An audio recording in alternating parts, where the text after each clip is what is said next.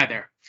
Carson Heady. Um, Beyond thrilled and honored to present at the Sales Secrets Summit 2021. Wish we could be together in person. Really looking forward to connecting meaningfully as a result of this and continuing to learn and grow. I'm always so humbled to be able to contribute and be a part of this selling ecosystem. Sellers and leaders around the world, being a part of a conversation and a common synergy. So thank you for this opportunity. I am currently director of sales for Microsoft, the Central Region for the Health and Life Sciences Division. I've been with Microsoft 7.5 years. Also an author of 4 books, the last one being Salesman on Fire, and the Birth of a Salesman series. Really ecstatic to be a part of this discussion. Sales Secrets. I was fortunate to connect with Brandon a few years back, and we've had some phenomenal dialogue. And what's excellent about career and sales is that it can really take you in a number of different directions. I've been very fortunate in my career to work for some large companies, Microsoft, AT&T, but also some smaller firms, small consultant firms, and things of that stature, which frankly, that is where I cut my teeth on how to leverage tools in order to engage meaningfully, create relationships with social media, and ultimately transform them, which has to transpire often in person or through now a digital or hybrid connection. One of the things that I try to tell people often is that, first off, I'm just a small town kid from Midwest United States. I'm from a small town, Cape Girardeau, Missouri, best known as the home of Rush Limbaugh, and also being where they filmed the Ben Affleck, Rosamund Pike film Gone Girl. The town's nothing like it was depicted in the film, but I digress. I'm just a small town kid, but I've been able to create a lot of very meaningful global relationships, amass quite a social following, and also get recognized as the #1 social seller in the entire company of Microsoft. And it's been because of some serendipitous activity and opportunity, but frankly, seizing opportunities in order to leverage what were my unique talents and superpowers, but also to engage, having relationships with the people that mattered most internally and externally. Ones that could benefit customer relationships, but also career. And so I want to talk a little bit about that today, how you as a seller, you as a leader can really elevate your brand, but also do it in a way that is going to impact results. It would be one thing if I was coming on talking about social from the value that I think that it brings. And when I started doing social selling several years ago, it was more or less an anomaly. It sounded great. The process was sound, but I didn't have the results yet to back it up because I was just starting down that path and on that journey. But what was interesting over time is by continuing to, first off, set the foundation in place, get all the resources, understand the parameters, the playing field, and then looking at sales as a probability game, kind of a game of chance, like gambling, like sitting across the table from somebody playing cards. You've got to understand the other players. You've got to understand their mentality, their methods, their motivations, but you also have to understand the probability behind your actions. I know a lot of people that take in this type of segment could be in the SDR space. I ran a call center years ago for AT&T as well, and built it from scratch with a group of very talented individuals. And what was amazing about it back then was diving into the metrics and the statistics. And now with artificial intelligence and some of the tools that we have at our disposal, we can do a lot of robust analysis of how these things are managed and done optimally. That said, back then it was really just looking at the statistics, understanding, the different things that we could control, and understanding probabilities. If I make 100 phone calls, surely I have a better chance of converting a sale or having a fruitful conversation as if I make 10. However, the things that we can control, the quality of our outreach, the quantity of outreach and engagement, and frankly, the consistency of execution. These things are paramount. So looking at these tangibles, I had a leader 8 years ago, and their mantra was control the controllables. And it really resonated with me because there are a lot of variables that we can't control. There are times where no matter what we do, a competitor can undercut our price, or no matter what we do, there are variables that steer things in alternative directions. So focusing mostly on the things that we can control, these elements are key.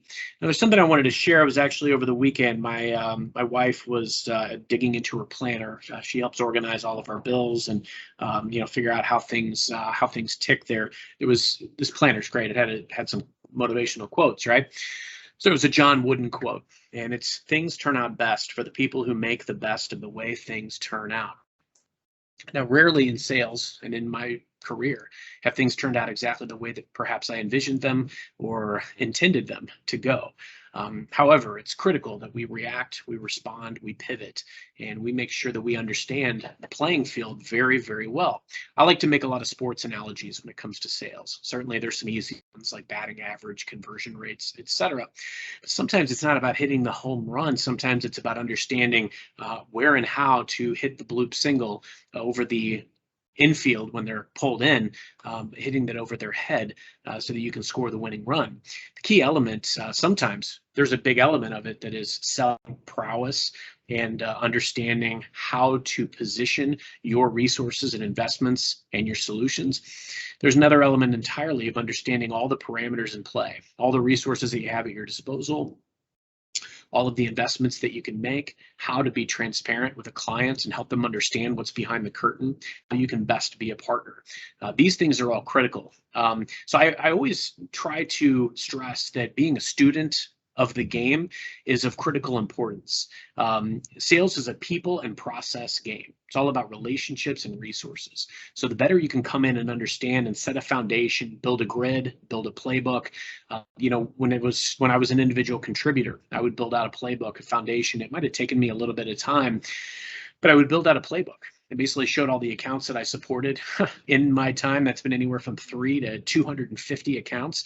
And, what investments do they have today? What do I think is viable? What other players on my team are touching this? What partner vendors may be touching this relationship? And what are some critical milestones or dates? Are they an existing customer? Is it a renewal? What's possible? And then going down my list every day, whether it's 3 accounts or 250, and asking myself, what do I need to do today to impact this customer? If it's something, do it. If it's nothing, then move on to the next one for that day. But what I'm getting at is it's all about people and process. And I'm a firm believer that if you invest in the relationships, which can be opened, those doors can be unlocked with social in a way like never before. There's a lot of value to focusing on the probability and propensity leads. So I gravitate toward the higher probability or propensity leads, while at the same time making sure that I'm focused on those relationships. So if I take on a new account as an example, I'm absolutely going to seek out who are these key stakeholders. What I've noticed often is we look up, we're trying to get a deal done, and we realize that sometimes we don't have all of the controllables controlled. There's some variable, like a process, an internal process of review that organization has to go through before they can sign the deal. Or do we have all the key business influencer and stakeholder relationships at that organization? These are the key things that we need to map out. In a leadership role, I do that with my team, that exercise, really map out what's our relationship heat map look like? What relationships do we need? Do we have them? Are they green? Are they go? Are they advocates? Are they maybe yellow? Are they kind of in an interim, at an impasse, or lukewarm? Are they red? Are they detractors? Or maybe there's no applicable action at this point in time because it's just a non-existent relationship. These are where we need to focus. We need the right people in the boat internally and at the customer organization to drive change. Driving change is all about making sure that the fear of change is outweighed by the fear of standing pat. And often I challenge my team, how satisfied are you with your current results? Because ultimately that's what you're gambling if you make a change in your process. I've met with teams for many, many years, and we sit down, we agree to a course of action. But then for whatever reason, We go out and we go back to, maybe it's uncomfortable because it's flexing new muscle. Maybe we don't have an immediate response or reaction because, frankly, again, it's a probability game. If you enhance your probability on something that had a 1 in 100 shot to 1 in 50, you may still go out and strike out 5 times in a row. And then we revert to comfortable ways of mediocrity or failing. And that's why it's critical to understand the process. But you can't have that without putting the foundation in place. Build out that grid. Understand the relationships and the resources at your disposal. What are sales plays you could and should be running? What are the resources that you need to make sure your customer knows about? These are the key elements. And it's a conversations game. And you've got to go into the context of what matters to your audience, to your customer. What do they care about? What's something that you can impact or reach out with immediately to entice them to the conversation, knowing full well that hundreds, if not 1,000 other people in your shoes are trying to do the exact same thing you're trying to do. The key element is, how do you stand out? How do you stand apart? And this is true not only when you're reaching out to customers, but also in your own organization. Yeah, I challenge my team all the time. How are you impacting broadly with your team, with our organization? Those are the types of things that are going to really elevate you and make you stand out. First off, when you come into a situation or a scenario, be a sponge. Learn all the resources at your disposal and replicate the best practices of others. I remember when I was starting out in sales, and look, I've been in many different industries. I've been in telecom for business and for consumer. I've been in advertising. I've been in wireless. I've been in internet sales. I've been in telecommunications and then back to IT and solution sales and cloud sales. And then on top of that, selling across many different industry verticals. And the common thread here is the sales component. If you're effective at selling and creating relationships, you can do anything. You can be effective anywhere. And so the key element is figure out who's doing well.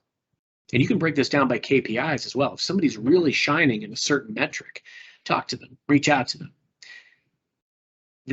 People love to be recognized. So if you reach out and it's all about them, I'm very impressed by your results in XYZ, would love to spend some time together, learn from each other, share ideas. Think about the tangible resource, though, that you can bring to others as well.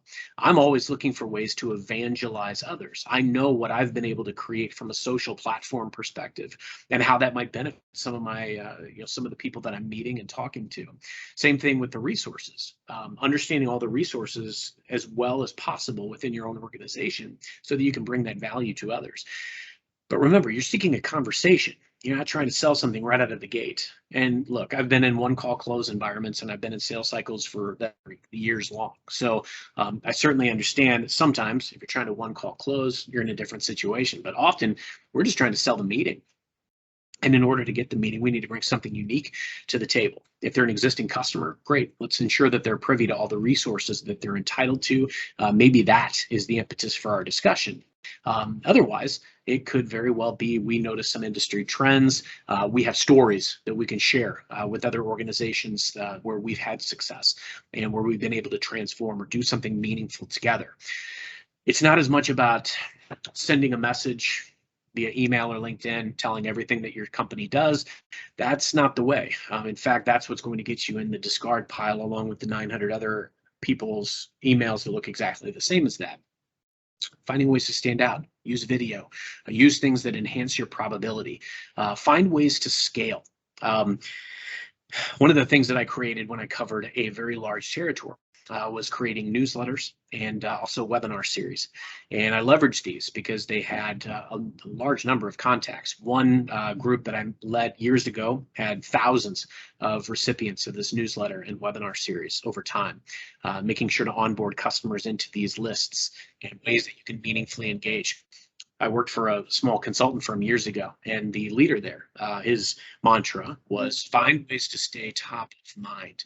It's not always about reaching out and selling something, or even necessarily always about being able to get the conversation, because sometimes you don't.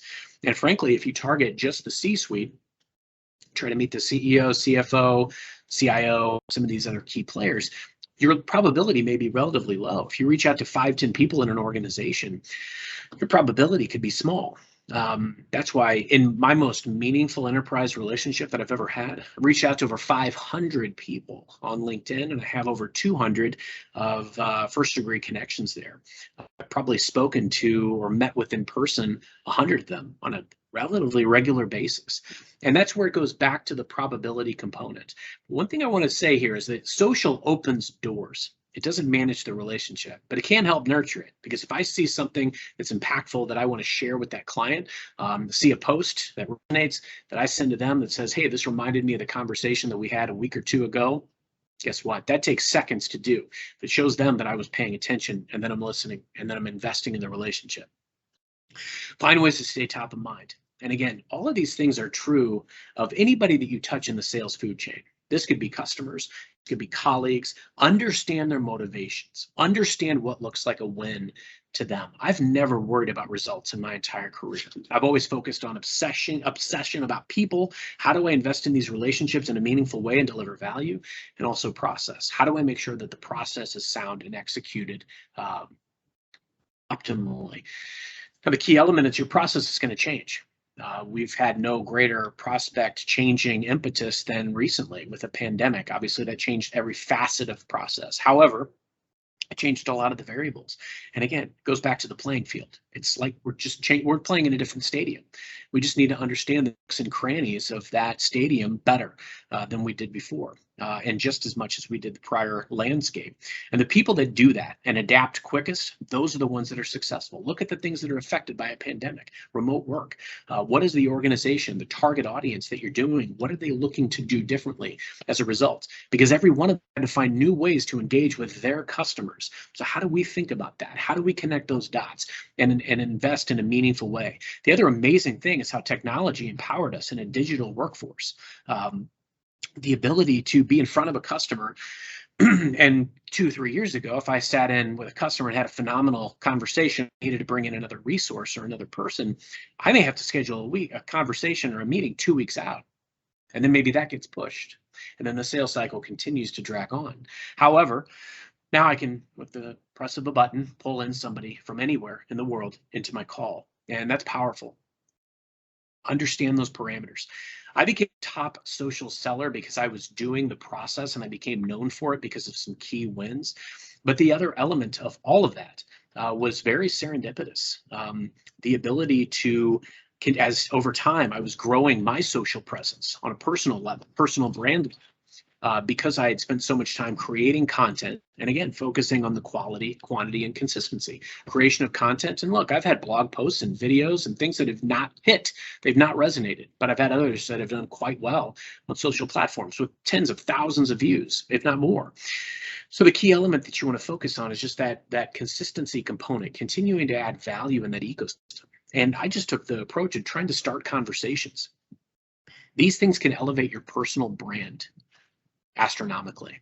I became known for these things within my organization, and that's how a small town kid from a small town in the Midwest United States became the #1 social seller in the organization. And on paper, I have no reason to be looked at over many others for the role the roles that ultimately I've been in. I didn't have a tech background. I didn't have background in some of the industry verticals that I've been able to sell into.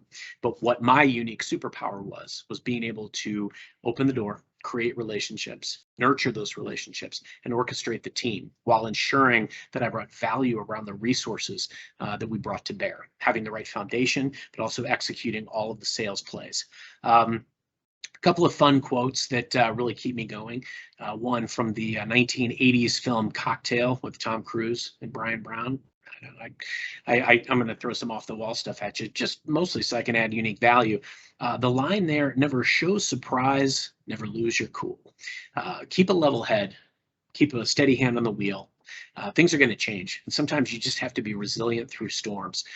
Sometimes, this is from Cool Hand Luke, sometimes nothing is a real cool hand. I've had a lot of opportunities to change process, change roles, make changes, make moves. And sometimes you just have to weigh what you're up against or what you're considering versus the trajectory that you're on. And do a very comprehensive approach. Is what I'm doing with my sales process and my career, is it right? But you're not compelled often, to have to make a move, sometimes standing pat and staying the course and making sure that the process that you've rationalized and constructed, you've got to see it through. You've got to execute. Don't go back to those comfortable ways of mediocrity or failing. Those are the things that you believed in this process and you agreed that it was the right one to execute. So make sure that you focus on that and really double down. One thing that I do want to talk about too, continuing to develop your brand, whether you want to get promoted or whether you just want to be the best at what you're doing, or you be an influencer, or you want to have true meaningful impact in your organization. Figure out what your superpower is. Don't get me wrong, we've got to focus on our gaps. I know what mine are, and I like to gravitate toward people that I know can complement those gaps, right? And bring different unique approaches to the table. But to get promoted, develop your brand. Assume the position. I've had multiple opportunities in my career where there was an opportunity where I could jump in and add value. I reached out to whomever the leader was. There was maybe a gap from a leadership perspective, and offered to take on as much of the load as humanly possible. And great learning experience, even if it doesn't pan out for you. Look, I've had a lot of disappointment in my career as well. I've lost roles, lost jobs. I found myself unexpectedly looking for work. The other element to that is not knowing at times where I wanted to go on my career.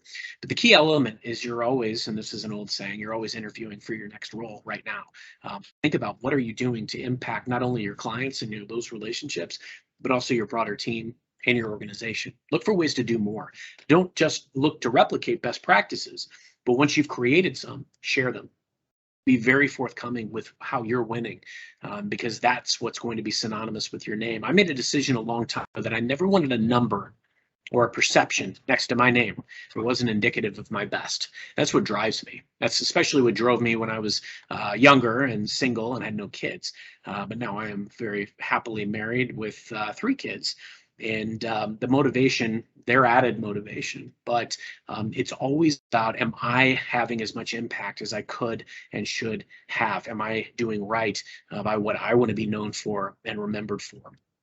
So these are the key elements. Anybody can do the things that I've done. I wrote a book and I got it published the old-fashioned way by reaching out to over 1,600 publishers and agents, and a lot of rejection letters. I only had like 15 that agreed to read it, and 6 that offered to publish it, and got that published. But it was the most serendipitous thing that could have happened in my career. Career is a relationships game. I mentioned that I was inexplicably or unexpectedly looking for work years ago, and it was because of that book that I was noticed for my next role. That's what made my resume stand out.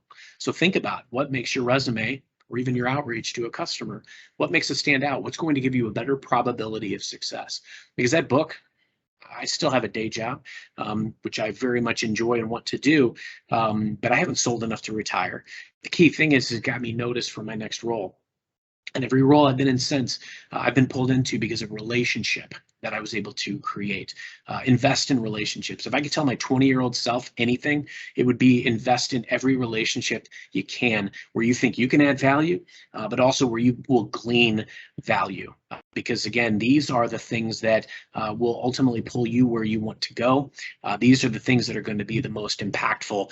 Many sellers are governed by reaction or emotion as opposed to putting the framework or foundation in place for success.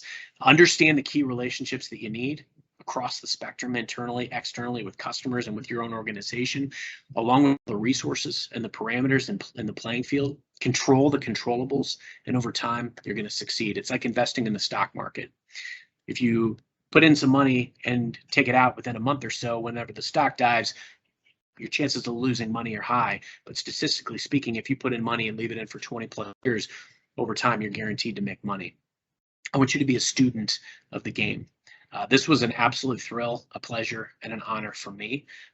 Be a student of the sales game, and it will reward you. Understand the parameters, the playing field in place, put a foundation in place, a grid, if you will. Map out the relationships that you need, the warmth of them, and frankly, always gravitate toward the highest probability activities, and you will never fail.